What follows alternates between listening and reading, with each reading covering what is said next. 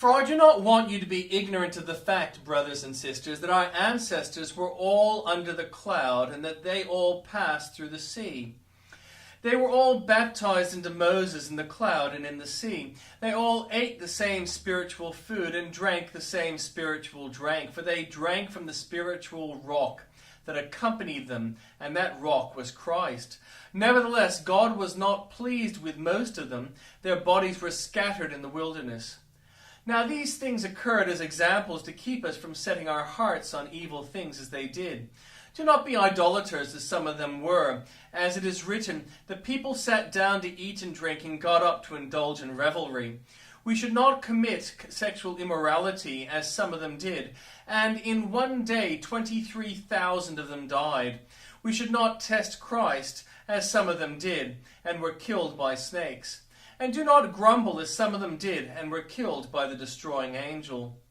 These things happened to them as examples, and were written down as warnings for us, on whom the culmination of the ages has come. So if you think you are standing firm, be careful that you don't fall. No temptation has overtaken you except what is common to mankind. And God is faithful, and he will not let you be tempted beyond what you can bear.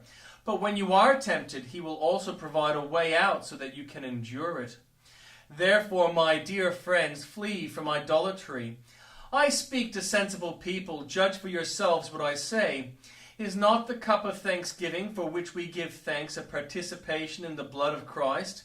And is not the bread that we break a participation in the body of Christ? Because there is one loaf, we, who are many, are one body, for we all share the one loaf. Consider the people of Israel. Do not those who eat the sacrifices participate in the altar? And the Old Testament reading, I lift up my eyes to you who sit enthroned in heaven. As the eyes of slaves look to the hand of their master, as the eyes of a female slave look to the hand of her mistress, so our eyes look to the Lord our God, till he shows us his mercy. Have mercy on us, Lord, have mercy on us. For we have endured no end of contempt. We have endured no end of ridicule from the arrogant, of contempt from the proud.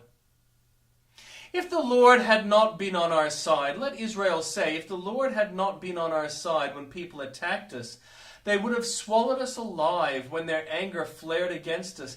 The flood would have engulfed us. The torrent would have swept over us. The raging waters would have swept us away. Praise be to the Lord, who has not let us be torn by their teeth. We have escaped like a bird from the fowler's snare. The snare has been broken, and we have escaped.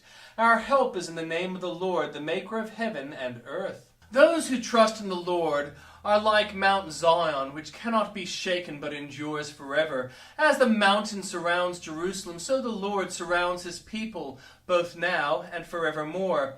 The scepter of the wicked will not remain over the land allotted to the righteous, for then the righteous might use their hands to do evil.